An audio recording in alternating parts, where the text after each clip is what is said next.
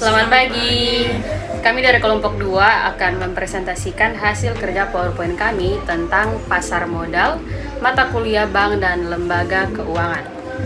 Yang disusun oleh saya Stefani Lake dan saya Orange Misa. Saya Yumris Jurel Jazatbah.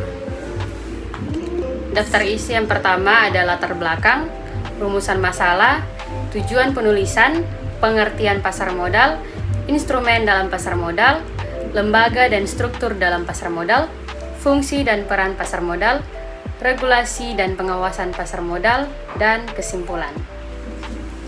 Saya minta kesediaan teman saya Yumris untuk menjelaskannya. Latar belakang. Yang pertama, pasar modal memiliki posisi strategis dalam sistem keuangan karena menyediakan sarana bagi perusahaan untuk mendapatkan modal jangka panjang serta memberikan peluang kepada masyarakat untuk berinvestasi. Dengan adanya pasar modal, pertumbuhan ekonomi dan didorong karena terjadi perputaran dana dari pihak yang kelebihan dana atau investor kepada pihak yang membutuhkan dana, emiten. Kedua, sebagai bagian dari lembaga keuangan non-bank, pasar modal memiliki peran besar dalam menciptakan efisiensi ekonomi. Pasar modal juga menjadi indikator perkembangan perekonomian serta negara. Oleh karena itu, pemahaman tentang mekanisme, instrumen, serta peran pasar modal sangat penting untuk diketahui, terutama oleh mahasiswa ekonomi dan pelaku usaha.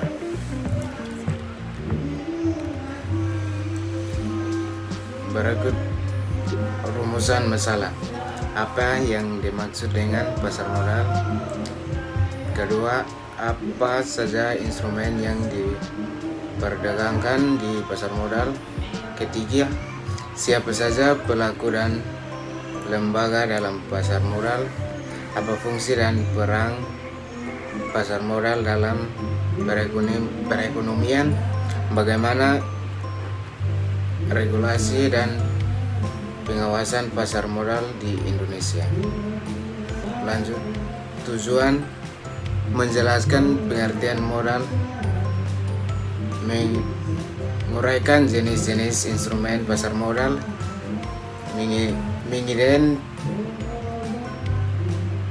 mengidentifikasikan lembaga dalam pelaku dalam pasar modal, menjelaskan fungsi dan peran pasar modal, menjelaskan regulasi serta mekanisme pengawasan pasar modal di Indonesia. Lanjut, pengertian pasar modal dijelaskan oleh teman saya Orange Misa.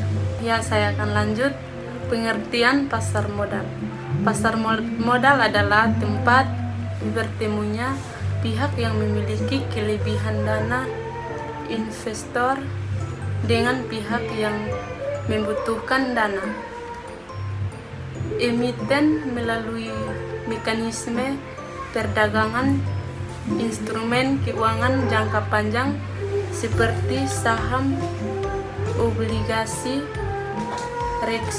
reksadana, dan instrumen derivatif. Menurut OJK, pasar modal adalah kegiatan yang bersangkutan dengan penawaran umum dan perdagangan efek perusahaan publik serta lembaga dan profesi yang berkaitan dengan efek.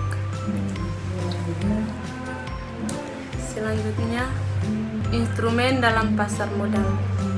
Yang pertama, saham, surat berharga yang menunjukkan kepemilikan seorang terhadap suatu perusahaan. Yang kedua, obligasi, surat utang jangka panjang yang ditertibkan oleh perusahaan atau pemerintah.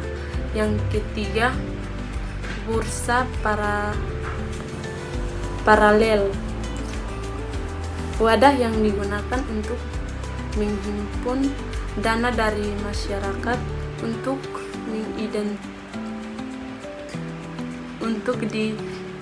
diinvestasikan dalam portofolio efek. Yang keempat, right issue, waran dan derivatif. Instrumen lain yang memberikan freelance pilihan investasi kepada investor. Lanjut, dijelaskan oleh teman saya.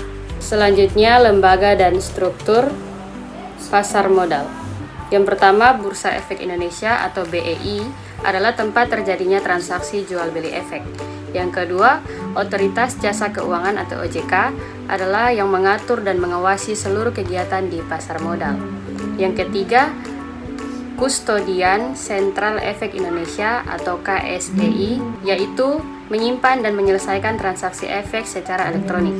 Yang keempat, Lembaga Clearing dan Penjaminan atau KPEI yang menjamin dan menyelesaikan transaksi efek.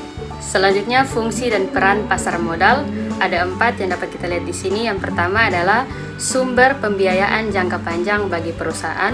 Yang kedua, sarana investasi bagi masyarakat.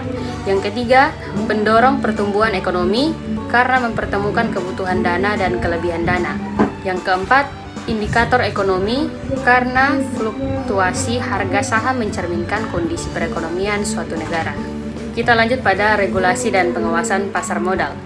Di Indonesia, regulasi pasar modal diatur oleh Otoritas Jasa Keuangan berdasarkan Undang-Undang Nomor 8 Tahun 1995 tentang pasar modal.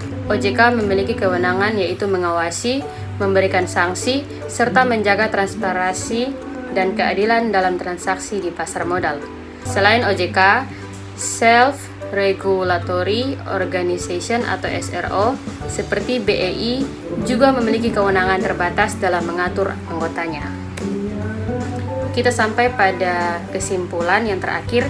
Kita mengetahui dari semua penjelasan awal yang telah disampaikan oleh teman saya, kita mengetahui bahwa yang pertama, pasar modal merupakan tempat bertemunya investor dan emiten untuk melakukan transaksi efek jangka panjang.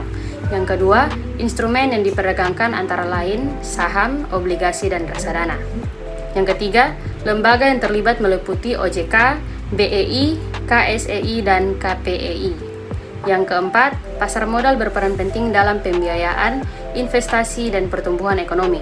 Dan yang terakhir, kelima, regulasi dan pengawasan pasar modal dilakukan oleh OJK untuk menjamin keamanan dan keadilan bagi seluruh pelaku pasar.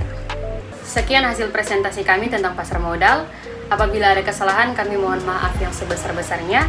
Dan jika ada pertanyaan, kritik, dan saran, silakan komen di kolom komentar.